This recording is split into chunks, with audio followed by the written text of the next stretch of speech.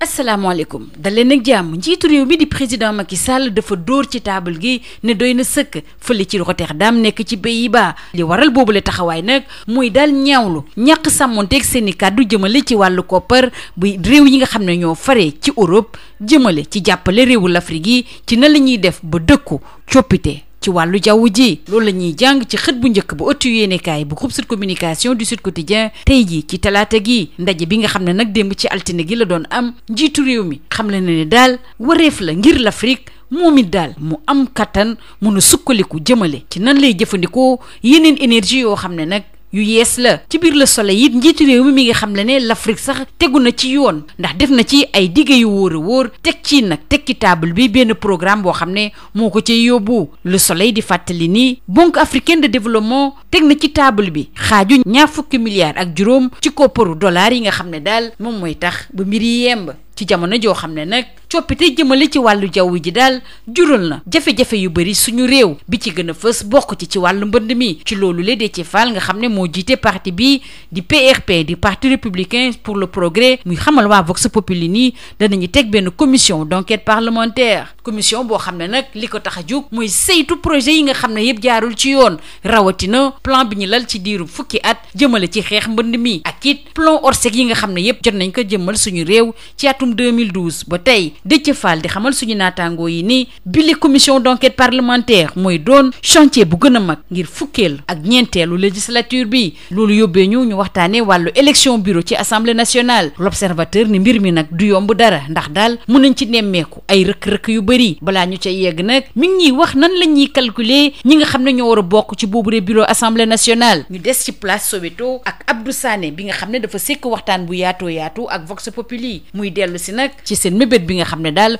mooy teg luy tolloog juróomi groupe parlementaire yooyu nga xam ne moom la intercoalition Yewwi Wallu nar a teg ci assemblée nationale day tax nu mu leen neexee rek le président assemblée nationale nar a doxee ñu des foofu le ba tey ak waa l'enquête ñoom nag di leen soxal mooy soxna yi nga xam ne ñoo nar a nekk député donte sax nag juróom-ñaar fukk ak ñetti rek la ñuy doon ci lim waaye nag jigéen ñi daal fi mu toll ni lenn rek a leen soxal mooy jiite assemblée nationale ki jiite réseau Siggil Jigéen di Safiatou Diop daal moo ne ci bopp xeex boobulee mu ne guleet jigéen ñi daal jege lool seen mébét boobulee ëttu yéenekaay yi ñu xëye ndool li xew ci parti socialiste rëccu leen benn yoon dafa am ay responsable parti boobule yu teg benn mouvement boo xam ne ñu ngi ko duppee ADIS mouvement boobu nag dafa war a ñëw daal jooyanti taxawaayu parti socialiste rawatina ci nekkinam ci biir Benno Bokk Yaakaar nee nañ daal dañoo bëgg parti socialiste boo xam ne daal day delluwaat teguwaat fa mu newoon ci jamono jooju nag waa tribune di ñu waxtaanee wàllu sax-saaxi suuf bi mu nemmeeku ci réew mi nee na ginnaaw daanteeg am na it pàccu université boo xam ne moom it jaay nañu ko ci loolu le nag Bougane Gueye Dany bi jiite mouvement gëm sa bopp di ko ñaawlu bu baax a baax ne li ñu war daal mooy sowe université Cheikh Anta Diop bu Ndakaaru ñu waxtaane ba tey wàllu koom-koom ak waa Libération moom nag li ko ëlëm mooy seeraayu dund bi ci suñu réew waa DPE di kuréel bi nga xam ne mooy saytu mbir yi nag ni lépp loo xam ne way jëfandikoo yi dañ koy jëfandikoo saa su ne yokku na bu baax a baax leneen lu rëccul it ëttu yéenekaay yi mooy gynécologue bi anesthésiste ak infirmier bi jëmale ci mbirub Doura Diallo ak liiram boobu nga xam ne dañoo ñàkk bakkan ci Kédougou ak fi ñu mujjeeg moom génn nañ leen naam kaso waaye nag yoon da leen di bàyyi gët gu baax a baax dañoo nekk ci li ñu duppee contrôle judiciaire bés bi le jour nag tey jii dafa jagleel xët bu yaatoo yaatu ñaari quartier yi bu ci mel ni Point E ak Almadies 1 ak 2 ne quartier yoo xam ne yu am tur lañu woon waaye daal ñi nga xam ne ñoo fa dëkkee moom fi mu toll nii daal dafa mel ne naxe mbaay la leen jural ndax ay mbënd yu fay am teg ci it daal jumtukaay yu bëri ña ngi fay yàqu bu baax a baax yaakaar tas na foofulee ñu jógee ci quartier Ndakaar yooyu jàll fële ci Richard Toll waxtaane li xewoon ci compagnie sucrière sénégalaise démb dafa am daal benn teenu éthanol boo xam ne daal moo fa explosé moo tax it ñi faree foofule tiitaange la ñu nekkee woon démb suñu naataangoo yi ñu xëyandool di ñu xamal ne juróomi doomi aadama am nañ ci ay gaañu-gaañu yu yemamaay ginnaaw ni vitre yi éclaté ndaw yi nag faree foofule mer ba fut dem baare tali bi direction générale bu CSS nag di dalal xel yi jaarale ko ci Louis Lamotte ñuy xam xam le ne daal lakk bi si boppam daal dëkku nañu ko ci teel. stade agricole yëpp li leen soxal tey jilee mooy wàllu C1 bi rawatina jongante yu am solo yi nar a am tey ji ci talaata gi benn bi ci diggante PSG ak Juve ak it Real bi nga xam ne dana dem ca Glasgow. Dinamo Zagreb moom it dana jàkkaarloog waa Chelsea ci loolu la nag record ne daal Mendy ak Koulibaly ñu ngi xaar ñu def jéego gu am solo ci C1 bi mun a joyantiku bu baax a baax. Sunu lamb moom bàyyi gët bu baax a baax waa écurie Lansar ndax am na fukki ndam ak juróom-ñaar lajj na juróom-ñeenti yoon te it am na benn combat boo xam ne daal verdict bi daal amu ca ba tey. waa sunu lamb di ñu xamal ne fi mu toll ni daal Siteu ki mu bàyyi xel bu baax a baax mooy Papa Sow ci jamono joo xam ne nag nes fëgg la super étoile ñoom nërmeelu nañu fële ci États-Unis. Tidiane Faye moom fi mu toll nii xolam fiix na bu baax a baax waaye nag ñi nga xam ne daal liñ doon séentu si ñoom gisuñu ko ci mooy Takke Abdou Ndiassé fils de Max Ndiaye laax ak Nico Rell ñoom ñëpp ñu bokk ci écurie Lansar. lii moo gënoon a fës ci ëttu yéenekaay yi ñu xëyandool ñu yendoog jàmm. Bonjour. Non-respect des engagements financiers des Occidentaux pour l'adaptation au changement climatique en Afrique, Macky hausse le ton. C'est le titre qui barre la une de Sud Quotidien. À la tribune du sommet sur l'adaptation de l'Afrique au changement climatique qui s'est tenu hier, lundi 15 septembre à Rotterdam, aux Pays-Bas, le président Macky Sall a demandé aux pays développés de respecter les engagements à financer la résilience du continent africain au choc climatique. C'est un devoir envers l'Afrique qui doit aussi avoir la possibilité de se développer par l'usage d'énergies non renouvelables. C'est ce qu'a indiqué le président de l'Union africaine qui, monté ainsi au créneau, estime le confrère de l'Avenue Bourguiba. Le chef de l'État martèle dans les colonnes du Soleil, je cite, « L'Afrique a déjà pris le chemin de la vertu en matière climatique.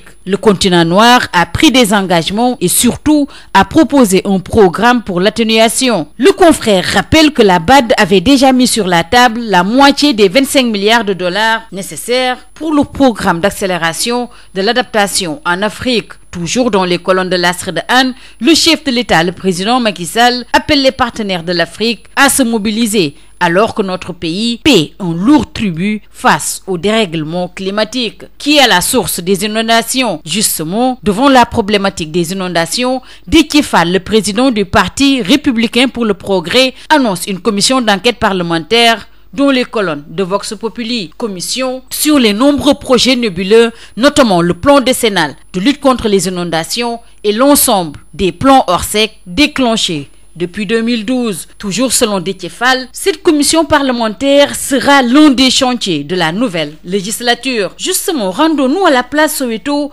avec l'Observateur qui s'intéresse à l'élection du bureau. Assemblée, un blocage inévitable. L'Observateur revient en détail sur le mode de calcul pour la répartition des membres du bureau de l'Assemblée nationale qui va en compliquer le fonctionnement. Au même moment, Abdou Sané précise le sens des intentions qui sont prêtées à l'intercoalition Yewwi Wallu. Il confie à Vox Populi, je le cite, « Les 5 présidents des groupes que mettront en place Yewwi Wallu sont d'office membres du bureau et de la conférence des présidents. Donc, le déséquilibre est là, relève Abdou Sané. » Et il précise qu'en créant les groupes parlementaires, ils prennent en otage le président de l'Assemblée. Justement, lors de cette 14e législature, les dames sont à l'offensive. Ces femmes qui restent minoritaires d'après l'enquête avec 73 sièges mais qui visent le perchoir. La présidente du réseau Siggil Jigéen, Safiatou Diop, porte le plaidoyer. Selon elle, les femmes n'ont jamais été aussi proches du but. La révolte qui sonne au Parti socialiste n'a pas échappé à la presse du jour, qui signale la mise en place de ce mouvement dénommé A10.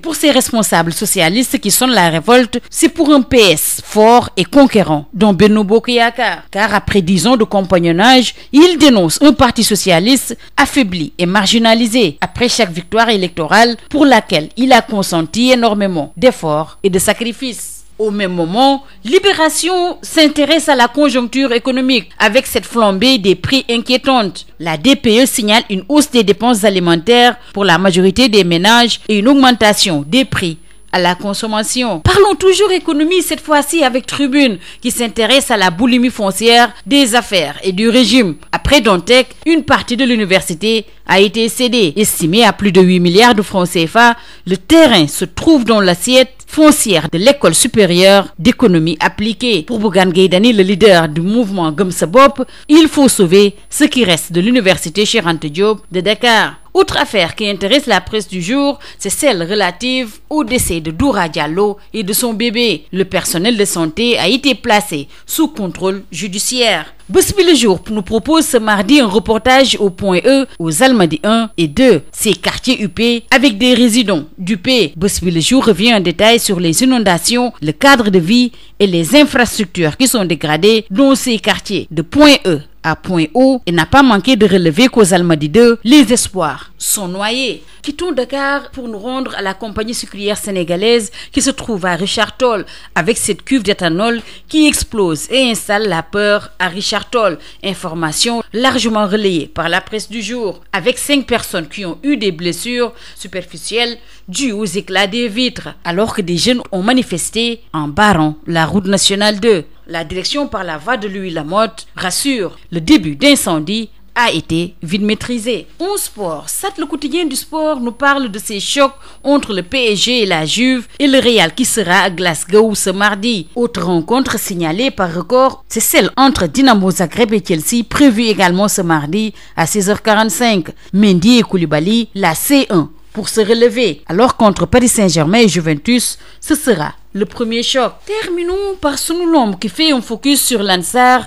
qui fait de la résistance avec 17 victoires, 9 défaites et 1 sans verdict. Siteu est en attente de Papa Sow alors que Ness, Feugeleu, Super Étoile sont quant à eux perdus. Aux États-Unis, toujours selon Sunu Lamb, Tidiane Faye retrouve le sourire et n'a pas manqué de relever les déceptions de Také Abdou Ndiassé, fils de Max Ndiaye Lar et Neko Rell. C'est tout. À vos journaux et très bonne lecture.